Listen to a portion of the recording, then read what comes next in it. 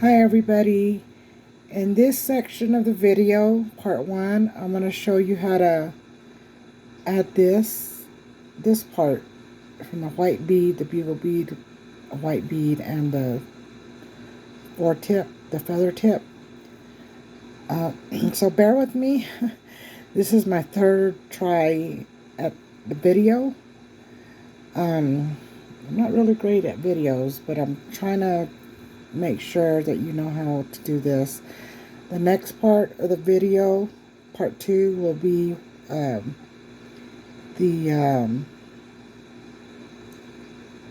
ladder stitch in between each of the feather, and then maybe I can squeeze in how to do this part to start shaping it on the same video.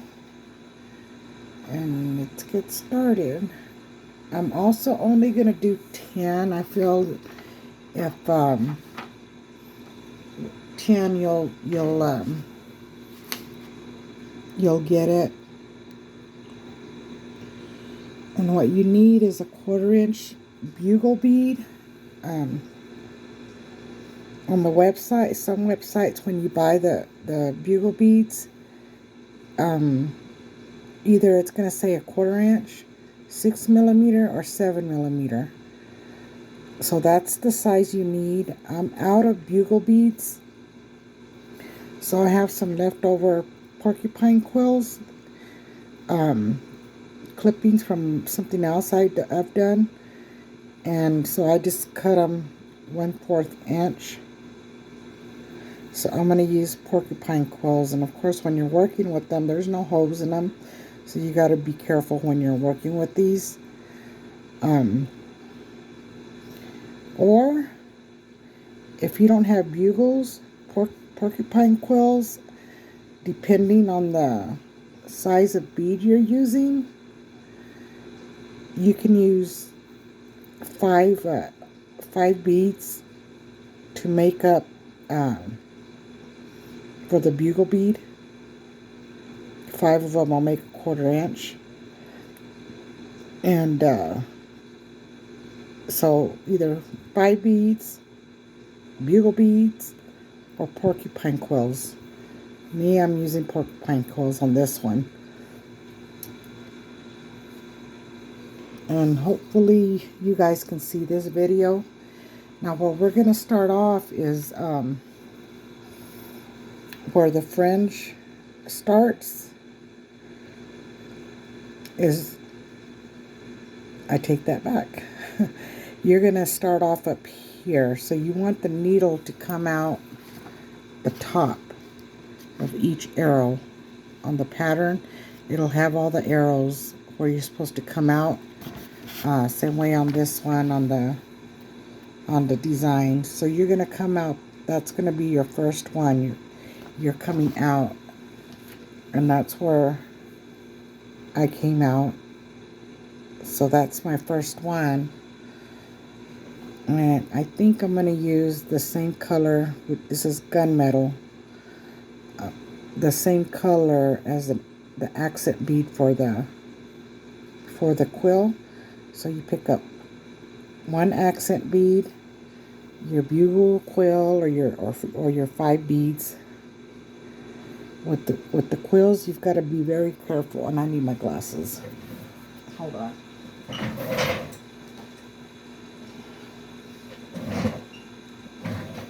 And I had videos made, but I had music playing in the background, so I couldn't make it public.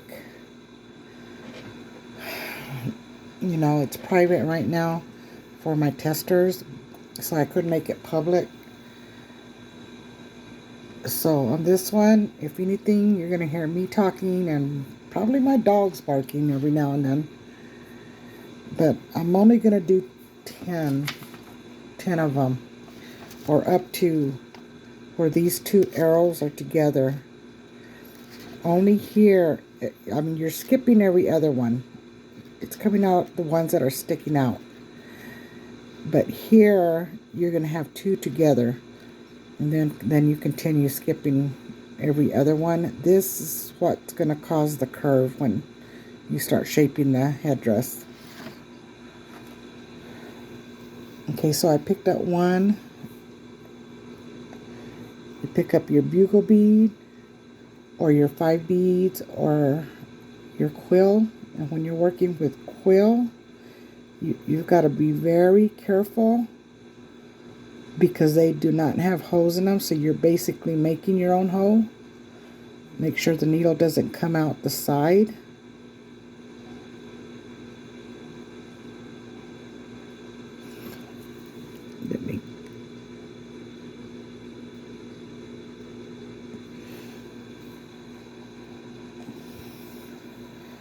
This one I will bring all the way down. The quills, you've really got to work with them a little different than regular bugle beads.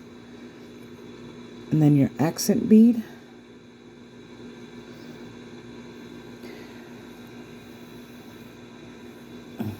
And then you pick up 4 of your feather tip.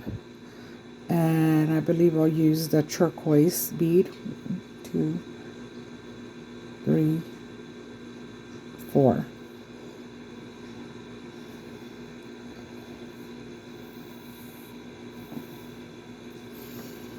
I said I'm only going to do so much, and then on the second video I'll come back before I do the last one, because that's how I'm going to show you how to attach it before you start your ladder stitch.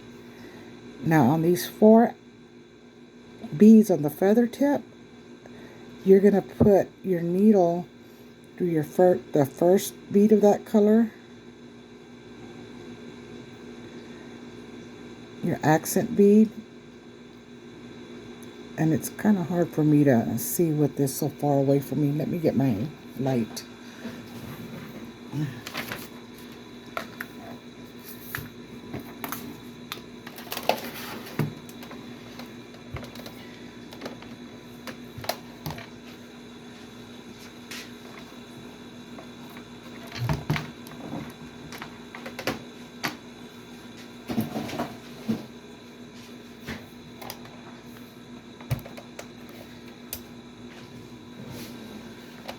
Maybe now I can see better.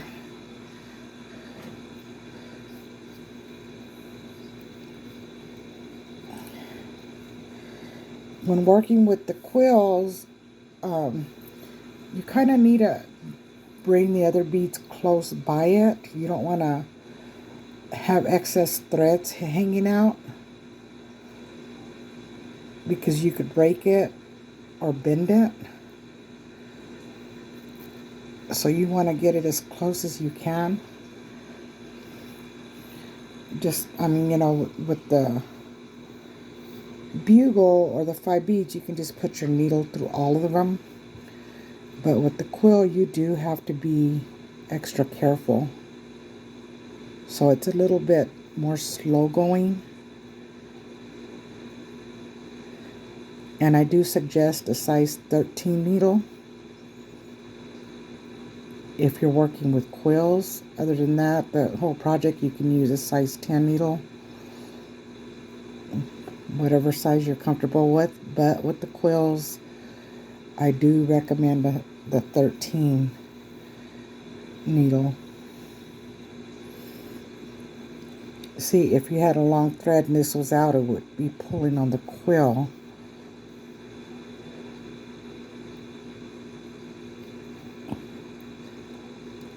If you're not used to working with quills, porcupine quills, then just use bugle beads or your 5 beads to make the size of the quill. Make sure that needle goes back down through the bead you came out of.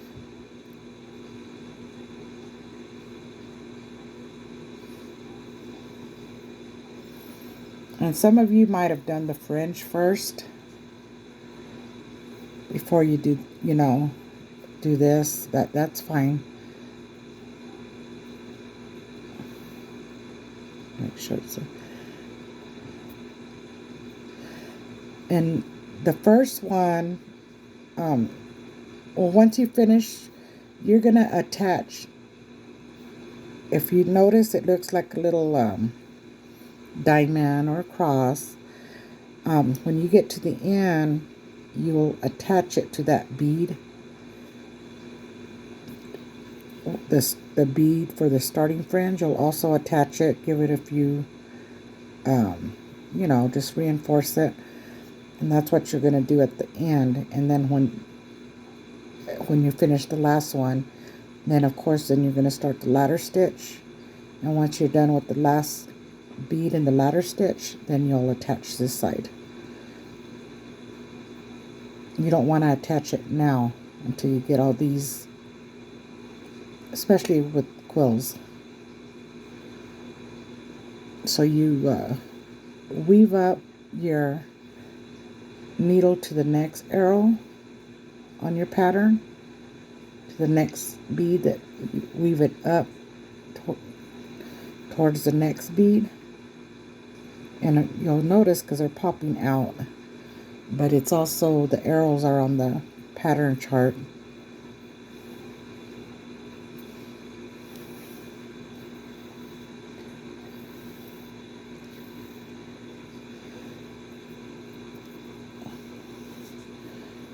And this one's gonna take, it's a little slow for me because like I said, I'm using porcupine quills, and you've got to be very careful with quills and gentle with them.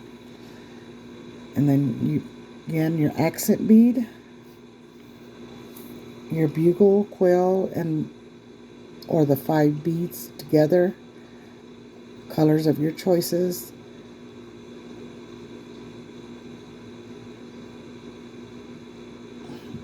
See, I almost got that through the side. You got to make sure your needle's pretty straight.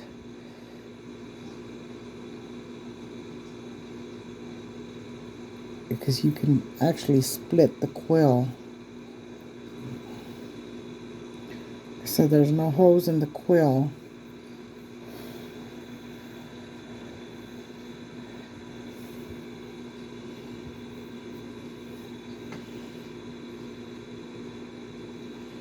Your accent bead. Then your 4 feather tip beads.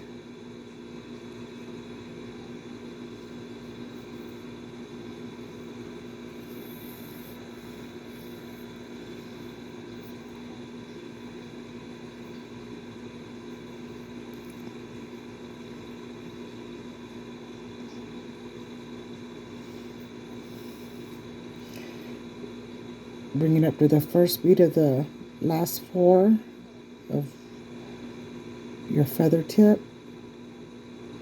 And I almost just put it straight in through the quill. I mean, I can, but there's some people that are new to quills, and so I'm not gonna do it that route, because then somebody else might try and finding out that they're splitting the quills. And see,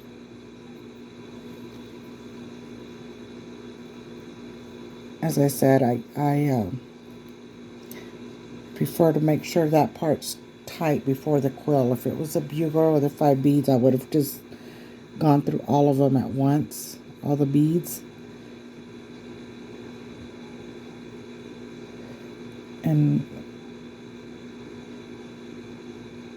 And also, if you're working with quills, you've got to make sure your needle's straight.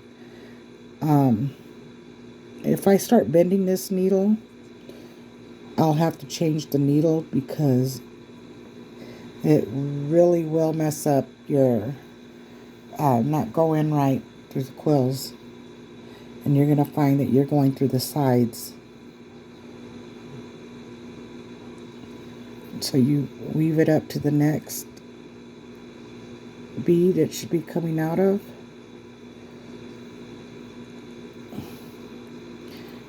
And if you can see the next bead sticking out, so you 1, 2, 3, you're weaving up to the 3 beads.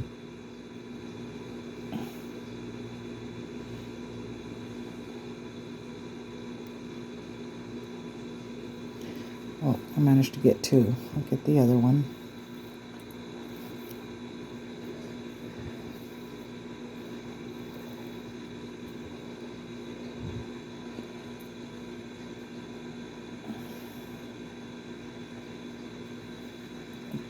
drop my needle.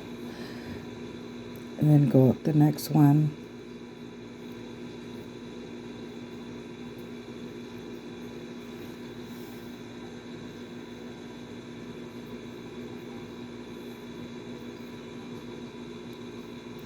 So I'm coming out the next one.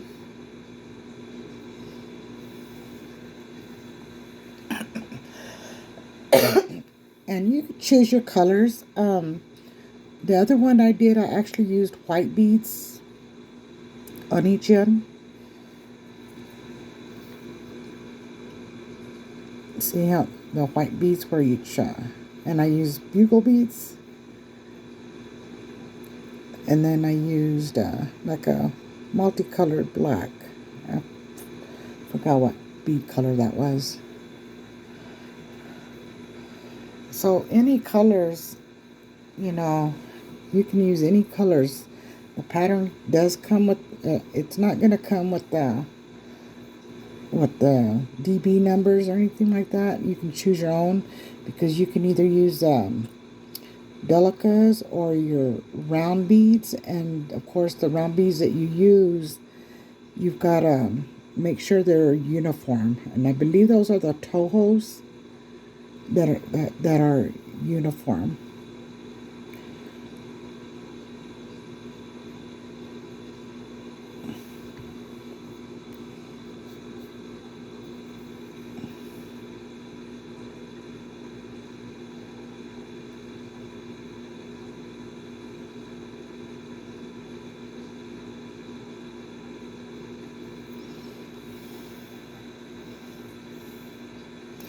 And porcupine quills are very soft. They're not, a lot of people think they're like as hard as bone. They're not.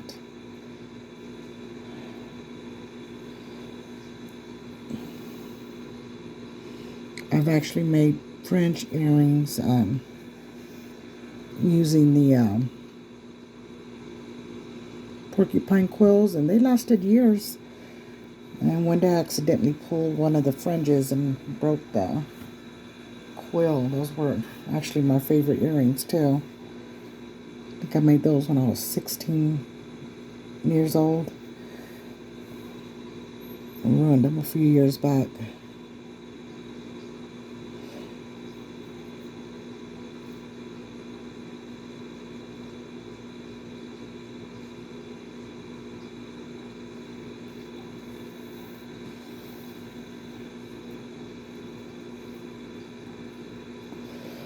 Kind of rough for me. I'm used to listening to music when I bead. Also make sure your tip is shaped the way it's supposed to be shaped, either diamond or cross, however you see it. Back up here.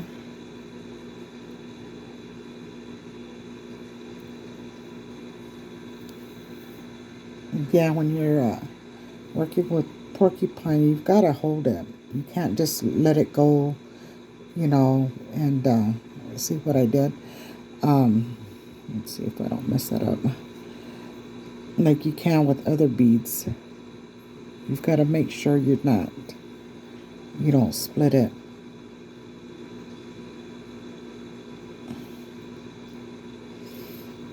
Okay, and then you go back down the bead you came out of.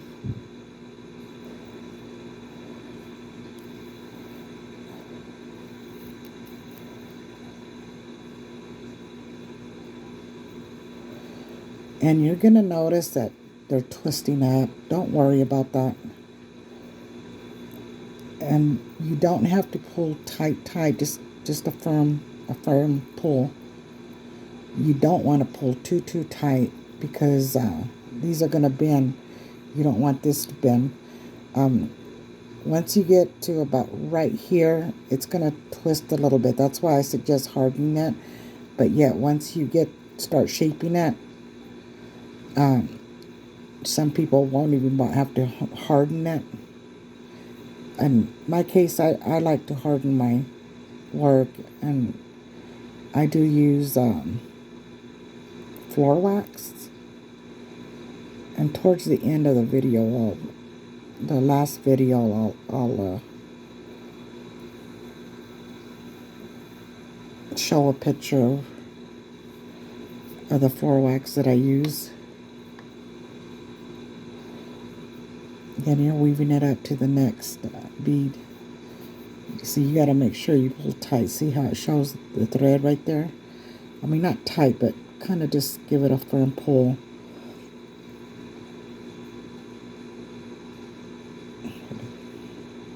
And of course, when you're working with shiny beads, it's kind of gets a little hard to see, and especially if they're black.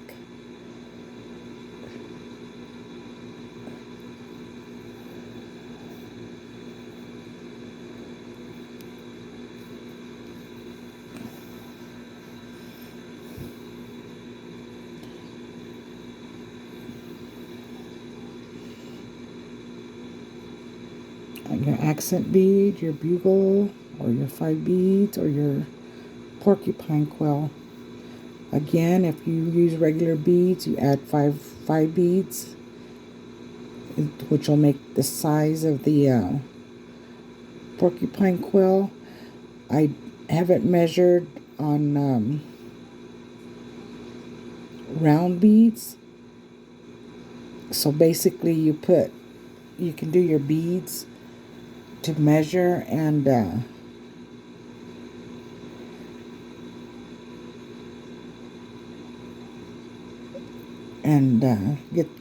a 1/4 inch.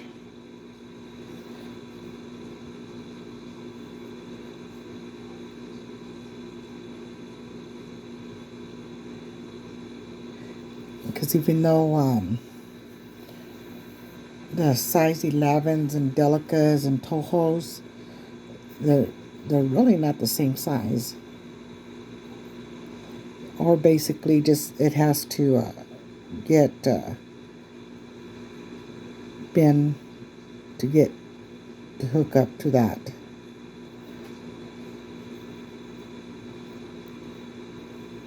To the first fringe bead.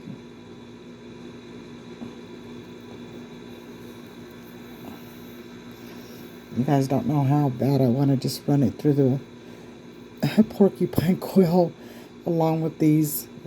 It'd be so much faster, but I already know I would break it.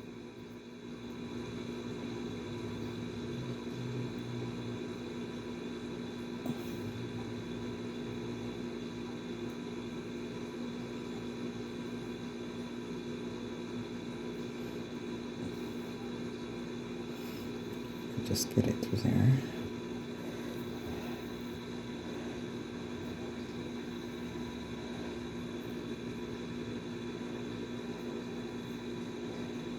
Okay, so I've got a little bit away from there, so very gently of working with the quills, slight tugs.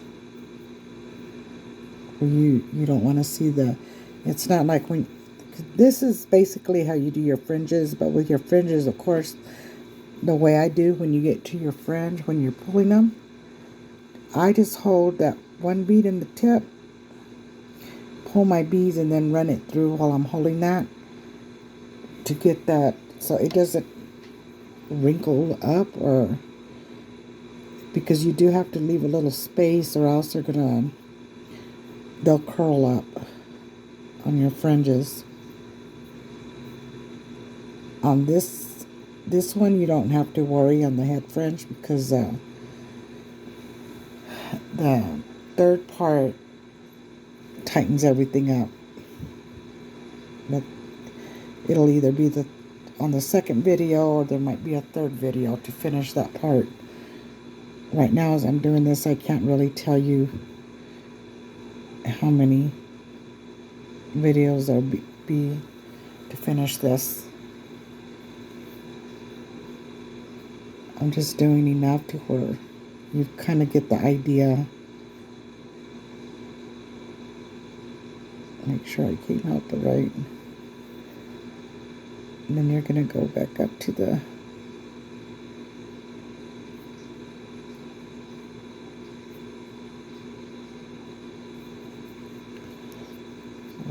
Get it.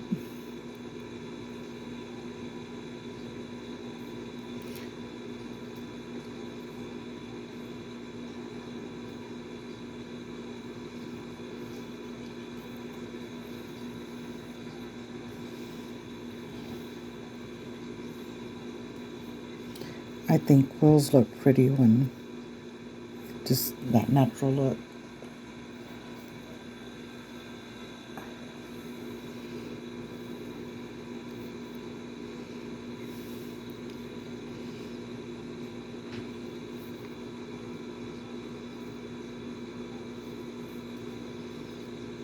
I'm surprised my dogs are being quiet. They're sleeping right now until the pup wakes up and gets super. She's a born aggressor, and so she's been needing extra training to calm down. Very jealous puppy too.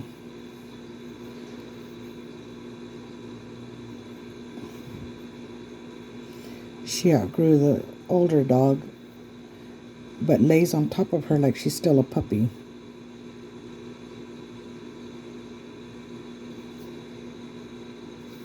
Poor beads.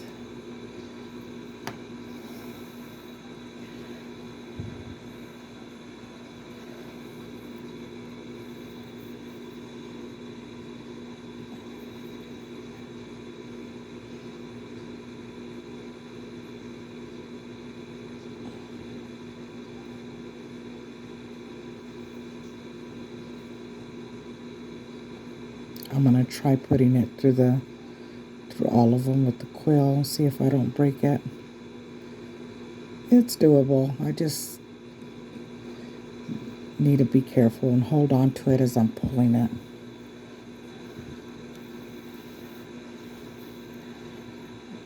But if you're new to quills, I don't advise that until you get into a good habit of using them.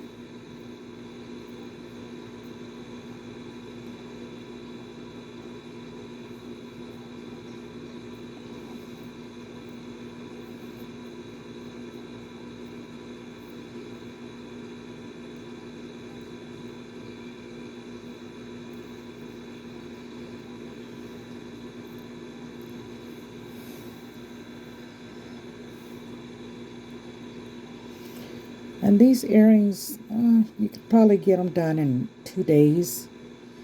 I mean, it took me 2 days to design and bead them. I'm actually going slow.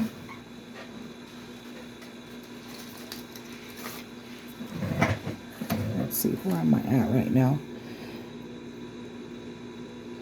Okay, so I'm getting close to the end of the top, and I'm gonna be signing off, so you know more or less how many beads you need to pick up. And like I said, it's either a 1/4 inch bugle bead, or sometimes they'll list them as 6 or 7 millimeters, so you can get either or you can put 5 beads together to make the size of that bugle bead. And these are delicas that I'm using. Now, if you're using toho beads, it could be 5 beads, it could be 4 beads, but you want to make sure that it's, when you do one side, if you use the round beads, once you get that one fringe up, the feather fringe, just kind of fold it in to this bead. If it looks like it's going to zip even like a ladder stitch, that one, and don't do it yet until the end, but then that's how many beads you can use. Oh, and another thing, if you notice, okay, when you're going up the arrows, you're going to notice 2 arrows together. I've actually tried to do them the opposite way, skip, just add an extra bead and skip every other, but it wasn't folding in right when I was doing the ladder stitch once they were all done. So I had to redo it. So I added an extra to put here, and you're not really going to notice. It's not noticeable once you fold them in because of the way it folds. So yes, don't, you put two together. So it doesn't matter if you're on this side or this side, as long as one side has two together. And then you continue skipping the other. Just keep an eye out where your arrows come out. And that's where you do them. And you know, and it's on your blank one too. And I will put it two other blank ones on one sheet for you to print out. That way you can design it and put your own colors. Same way with the fringe. And the fringe is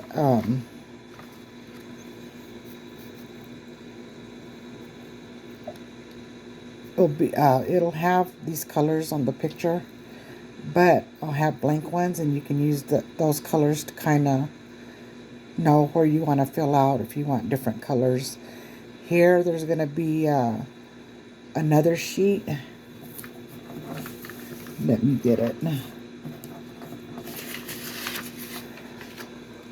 If you want to choose a different design, you know, on your earrings, this one will be blank for you to either leave blank or fill in and make your own design, or put feathers in front. And there's a little feather. You'll have the little feather deal on the pattern. For mine, I'm going to be putting the feathers on the side.